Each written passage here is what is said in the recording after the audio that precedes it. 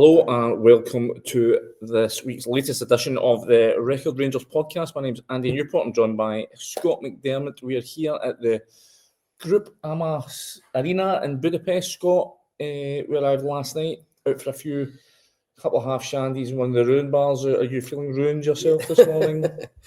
Almost. A couple of wee shandies. Nice city, I think we need to see a bit more of it. Might get to go to Christmas market, get a wee mulled wine tonight, a wee mulled cider, would you think? Quite looking forward to it. I certainly need something to a wee cure after last night's exertion. So, listen, we'll get to it. We've just been here at the stadium here to do the Ferencvaros press conference ahead of tomorrow night's Europa League game. We just spoke to former Celtic and Ireland striker Robbie Keane. What did you make out of what he had to say? Does he look like a guy who is fearing the prospect of a run-in with Danny Rose Rangers? Not at all, no. It was the opposite, wasn't he? Very confident. Great, actually, to get a good chat with Robbie Keane, wasn't it? Normally you come on these trips, obviously, it's maybe a foreign coach you don't know too much about. There was a lot of translation and stuff like that, so it was great to actually know a guy of his stature and hear him talking about Rangers, his time at Celtic. And obviously he was linked to a Celtic job recently, but more about how much he's enjoying it at Ferencvaros. And I think they'll be really looking forward to this game. They're in good form, certainly in the Europa League, they're sixth in the table. You look at some of the teams have beaten Fenerbahce, Red Bull, Salzburg, Genk as well. I know, decent results. They're top of the league here, they're champions. As he said himself, and a really good club, great stadium. This place will be packed tomorrow night, 23,000. And they'll know that a win against Rangers will all but seal qualification pretty much automatically into the knockouts. And at the same time, basically ending any hopes that Rangers might have of getting involved in that kind of mix in terms of qualifying. So it's a big game for them, but no, supremely confident. I get the impression they're getting into this expecting to win it. When you look at, you've just been out in the arena there, I mean, what sort of atmosphere do you think you're going to see here? It's like 23,000 it is. It looks pretty tight, pretty compact. It is, you're right. Very compact. Crowd will be on top of the players. It's a cracking arena, actually. And we obviously were lucky enough to have a wee chat with Robbie Keane after the press conference, and that was one of the things he said. The kind of attractions of this club is that passionate fan base, especially when they're doing well, which they are just now. So I think it will be really noisy, quite intimidating, certainly at the start of the game. So it'll be up to Rangers to try and quieten them down. And to be fair to Rangers, I don't know what you think, but to me, Rangers, they look better away from home. No, Ibrox has been really nervy this season. Do you know what I mean? In terms of this team trying to play there and trying to get results. The Ibrox crowd on their backs. So I think Danny Rowe, since he's come in, I know people say they're kind of defensively a bit shaky, obviously without Suter and Giga and Fernandez, maybe not been the ideal partnership. But I think in general, Danny Rowe's made Rangers a bit more structured, a bit more organised. But harder to play against, harder to score against.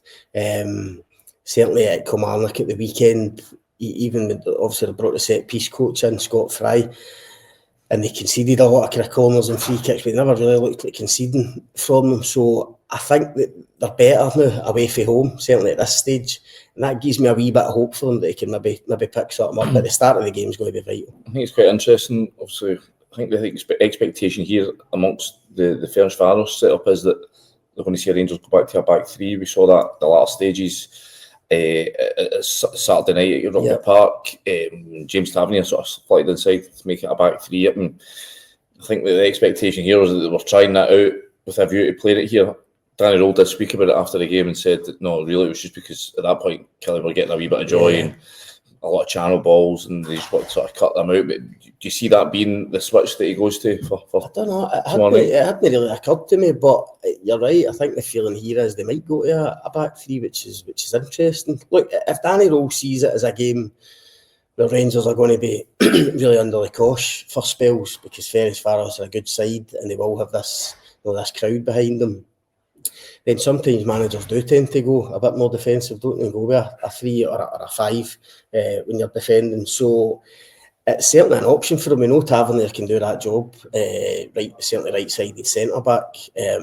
I'm surprised Tavernier's actually not played more at centre-back in the last few weeks, just with Giga and Fernandez having one or two issues. So he's got that option. Is my gut feeling that he'll go with? Probably no. I mean, as you said, I mean, he has kind of stuck with the back four, and he's spoken recently about trying to kind of create a bit more of a settled back four. Because I think people were saying that maybe taking Giga out of Fernandez, but I think he knows that they've made mistakes. But I think the key thing for Rowe is actually just getting them settled and getting a partnership. So to go to a back three for a big game like this, I would be surprised, but I wouldn't rule it out, because I also think Europe isn't a priority for Rangers. Let's be honest. I mean, they've got slim hopes to get involved in qualification, but I think the league is the priority. So he might actually use these games. Ferencvaros, certainly Ludogorets at home, Porto away next year in January. He might use these games to try some things. So the back three might be an option for him. Am I right? What do you think? I can see them going to the back five. I just think that the way European form has been, that they just haven't looked. Need a bit more protection. Yeah, they haven't looked defensively solid. I mean, I did think that Fernandez was probably the best we'd seen him the other night at Rugby Park. I think it was the most assured he's looked. And that's not to say that he looked, massively confident. I just think that, as you say, it has been shaky. There has been mistakes. Giga still looks a bag of nerves at times. Yeah. But I think, I think you've seen signs of progress for Fernandez. I think that's only natural. The fact he's been out of the team so long, he's come in, he's getting a run of games at last, and he can progress and he grow. I still think there's a load of rough edges in his game that need to be sort of knocked off, and I think maybe just with that coming here, as you say, a properly informed team, Hungarian champions, as you say, have beaten some proper quality. Getting a result against Salzburg is no mean feat. Winning at home against Fenerbahce as well. Rangers saw the quality of them last year. As much as they got through against them in penalties, the game at Ibrox, they were sort of pretty well beaten that night. So I think that he'll look to just solidify that back line a wee bit, bring Tavernier in and play Max Arns at the right back. I think it is crucial that they're flexible. I think it's vital for Rangers and Danny Rowe that he has that option, because you do need to change. We've seen Barry Ferguson do that when he came in as interim boss, didn't he? He would go to a three occasionally. I think he did that in Fenerbahce that night. They did a great performance and result. And I suppose having somebody like Tavernier, certainly for the rest of this season, it's handy, because he is that he can be that kind of hybrid, can't he, between right back and right centre back. He can also play wing back as well. So I think it's important that they're flexible, because going into different games need different things. And as you say, it's going to be hostile here tomorrow night. And you're right, maybe especially at the start of the game, they might feel as if they just need that wee bit of extra security at the back. And going with the five certainly gives you that. I think the expectation, though, that they'll have a wee bit more flair about them this week. Obviously, Mikey Moore coming back, you saw his impact off the bench at Rugby Park. For me, it's what they're crying out for. Somebody, a ball runner, a ball carrier, somebody who's prepared to go at men. And he's shown a finishing touch as well. He also scored a great goal at Dens just before he got his injury in that Arsenal break. Scores a fantastic opening goal. And I think a really harshly disallowed second goal where he dinks a goalie. I mean, what did you make of his comeback performance down the road? Excellent. To come back from injury, having been out a few weeks, and he seamlessly got into that kind of performance for the bench, I thought was really impressive. I mean, he literally did just carry on from where he'd left off when he got injured. I think we've slaughtered the recruitment in the summer for weeks and months now. Quite rightly, there's a lot of players that have come in, haven't delivered, and at the start Mikey Moore even got a bit of criticism, but I remember saying at the time, he wasn't playing well, obviously. I don't think the way Russell Martin was setting up, it felt to me like, I don't think it helped him. It felt to me Mikey Moore was restricted. He was kind of chained to the touchline. He didn't look like he had that licence just to go and express himself. And I think that's clearly what Danny Role's done. He says, listen, you're a guy who can run with the ball. So go and run with the ball. Honestly, this is a boy with real ability, real talent. He's so highly rated down south by Spurs and by England. And you've seen that before he got injured in terms of playing infield, going and affecting the game, impacting the game. That goal he scored at Rugby Park the other night, see that, somebody collecting the ball in a half turn and driving at a defence. I don't think anybody's done it this season at all. Rangers just haven't had any of that this season. And it's a shame because, I don't want to single him out again, but somebody like Asgard, you were expecting that for him, I think, and he just hasn't done it at all. I think Bayrami's done a wee bit of that in recent weeks where he's been quite impressive. Obviously, he picked up an injury at Kelly at the weekend as well. But no, I think of all the signings that have come in, and I know Mikey Moore's only a loan player, but he's arguably the best. And I wrote a piece for the paper the other day saying, when I look at Mikey Moore now and I look at the kind of wee bond that he seems to have struck up, not just with the fans, but with the manager. The manager speaks very highly of him. He spoke well of the manager. I would be making the call to try and get Mikey Moore next season. That was literally going to be my next question. Honestly, he's still only 18. Is he really ready for the kind of rigours of the Premier League at that age? At Spurs, obviously Spurs.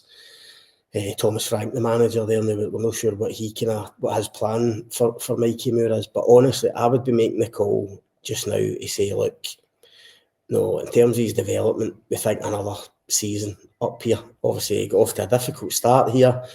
He's picked up a wee injury, change of manager, but now Rangers have a manager who really believes in Mikey Moore and looks, as you say, as if he's going to give him the freedom and the licence to go and affect games. You're talking about that difficult start, and I remember, I think we've spoken about this before, it was after the Dundee performance, we saw him really, really grow. And it can show what all the hype is about down the road about him, and he spoke about just how that difficult start has been good for him. He's embraced it. He's not shied away. I remember there was some rumours about and perhaps wanted to go. He wanted to cut the loan short. He wasn't enjoying it. He wanted to go home, but far from it. He said, "No, this is mentally. It's been the best thing for him." I think that's just such a great, refreshing attitude. I think there's certainly too many guys in this Rangers team that have shied away from everything that goes with being a Rangers player. They're having to deal with that pressure and that mental side of things. And where he's embraced it, and he can see the benefit of being here and going through the tough times. And I'll tell you something else when I mentioned this, the piece the other day, but the fans have really taken to him. They obviously had a song for him, the kind of Mikey Moore's song at Rugby Park the other night. It was great seeing any Rangers player, but great seeing him being a young guy going and kind of taking the acclaim of the away support at the end, because it feels to me like that just hasn't happened at all this season. Certainly hasn't happened enough, even in recent years. No Rangers fans actually having a guy that they really love and a kind of hero. And I know he's only a lone player, but that's why I make the point. I think they should try and get him for next season. I think you need to try and convince Spurs. I think Mikey Moore would need more convincing, but I think you need to try and convince Spurs, look, this would be really good for his development. This season's been good, in terms of that kind of adapting to a new league, new club, etc. But next season is when he could really flourish under Danny Role, I think. And look, we need to wait and see what happens the next. Still 6 months of this, 5-6 months of this season left to go. But if he keeps going the way he's going, Mikey Moore, and that bond gets stronger with the support and with the manager, I wouldn't rule it out. I think it's a possibility that you could maybe get him in a second year's loan. Just talk about somebody else who made an impact at Robbie Park, who's Bojan Miovski. Now, I think we've seen a lot throughout this European campaign that when they got to these Europa League games, they seem to change the striker about. Yusuf Chermiti's come in, played a lot of the European games. I think they're just an attempt to try and play him into some kind of form. It's clearly not happened. They've went back to Miovski. I think it's 3 starts in a row now for him. And you saw on Saturday the benefit of that. He spoke. I asked him after the game, is it important for him to just get in that rhythm? And he agreed entirely. I think that's what has been key to What is okay? It's only one game so far, but it's definitely a return to form at Rugby Park. I mean, do you expect him again tomorrow night? I do actually. You're right. I mean, they have chopped and changed the striker, but it feels like, and like you never second guess these guys' coaches. There's always a kind of reason for everything. Maybe he'll want Shamiti to get minutes at, on the European game, and you keep Miovski obviously for the the league games coming up, but. Miovski came out and said last week, I think you were there, when he spoke about having a kind of pep talk with Danny Rowe, having a kind of sit-down chat. It seems to me two things have come out of that chat. One is, it sounds like Miovski says to him, look, I'm not going to start scoring goals unless I get a run in the team. And I've spoken to a few people that have worked with Miovski, and they do say he is that type, that he needs a rhythm. He needs to find a rhythm. He needs to know that the managers get the belief in him that he's the striker and he will get a run of games. And once he starts playing well and scoring, he just goes in that kind of run. And that's certainly the case at Aberdeen. It has been very stop-start. And you probably forget that Miovski's came out of a season last year at Girona where he's been in and out. He was playing a couple of games, then he was getting left out. He was on the bench, coming on, unused sub, whatever. I think he's the type of guy who needs a run. And at Kilmarnock at the weekend, I think you've probably seen the fruits of that. Getting the 2 goals. Those are 2 goals. The first one, a really instinctive, brilliant finish. Kind of toe poke inside the box with so many bodies around them. And then the second one, just a really clinical finish. That second one probably is the type of goal I thought you would see from Miovski at Rangers. Do you know what I loved about it? It was his movement and the lack of it. Because he just knows to hold his position. And everyone else reacted round about him. You see, obviously, there's a great, I think it was Gisama makes outside to inside run, drags him away. And Miovski, just by holding his position, is in the perfect place. And it was just such clever. I think you can get, as a striker, you can overreact. You can make a run yourself and take yourself out of the picture and end up running wide effectively. But he just waited and waited until the moment was right to receive it. And it was also a great run and pass for Raskin. Yeah. And like we said with Mikey Moore, driving at the defence. Raskin did similar for that goal, and there's not been enough of that at Rangers. So I think if you give Miovski that kind of service, and find him in that kind of space, he will score goals. I mean, the finish was brilliant. He gives the keeper the keeper and the defender obviously thinks he's going to the far corner and he just sticks it in the near post. So I think he has to get a run. The other thing, which I think has come out of that chat, I think Danny Rowe's touched on this, is he's getting involved in the game more. He's dropping deeper. And people might not associate that with Miovski because there's this perception around him that he's a guy that likes to run in behind, and he does. But there's too many games this season at Rangers where, as if in his own, he thought, well, I need to live up to that, so I'll just stay in the last man waiting for service, and it didn't come. And there was games where he was just anonymous in games. I think in the last couple of 2 or 3 weeks, certainly Dundee United away game, and I know he didn't score, probably should have scored. He was almost playing the 10, and Gisama was on the last line. He was dropping back, and people might think, do you want your centre forward? I don't think it's so much about tactics with that. I think it's almost just within himself. He feels more part of the game. And if he takes the ball in and lays it off and gets involved in the link-up play, I think within himself he feels more part of the team, part of the game, and that in turn makes him more confident when it comes to taking chances. As long as when he drops deep and he does lay it off or he does link up, as long as his first instinct's to get into the box after that, and I think it has. I think those have been the two big changes for Miovski. A manager saying, look, you're going to start the next 3 or 4 games minimum, and try and get you in, and also don't be scared to drop deep. Get involved in the game as long as you get yourself in the box. And I really actually hope for Rangers' sake, Miovski's sake, that he does just start him. I know Shamiti's obviously the big signing under a lot of pressure over that price tag, and he probably does need minutes, and he somehow needs to find a bit of belief and confidence. But Miovski's scoring, it'll take the pressure off of him. Aye, well, exactly. But also Rangers need to win games. They're not here to develop Shamiti and try and get his confidence up by playing him when he hasn't earned starts. So I hope he just goes with Miovski, just gives him that run, so he can get into that rhythm, and hopefully he'll keep scoring goals. Though. One guy who won't be playing tomorrow night is Mohamed Diamande. Now, he's obviously suspended. He got his second red card of the competition last time out against Braga. I think that'll frustrate Danny Rowe, because I think he saw Rugby Park certainly of the kind of partnerships that I think Danny Rowe will be looking to sort of form. I thought you saw Gisama a lot of the time playing the right, but driving inside, and as he was drawing players towards him, it would just release Diamande into that pocket, and he was able to break on the come out defence, especially that first half.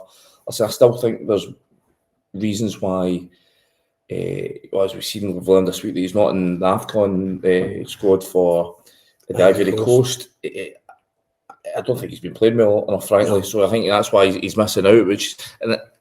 Listen, it definitely does come as a boost to Rangers that they're going to have in there, especially for that Old Firm game. That there was a prospect of him missing on January the 3rd. But I mean, I think you saw in the second half precisely the reason why he's not getting picked for his national teams, because there were still spells, 20-minute spells of that second half where Kilmarnock were able to grab a grip of the game, and Rangers just didn't respond until the last sort of 10-15 minutes when Moore was able to come on and make an impact. I mean, are you surprised yourself that he's not making the squad? And secondly, how do you think he'll be replaced tomorrow night? I'm not surprised, because I agree with you. I don't think he's playing well enough. Ivory Coast have got good players. I don't think he was in the last squad.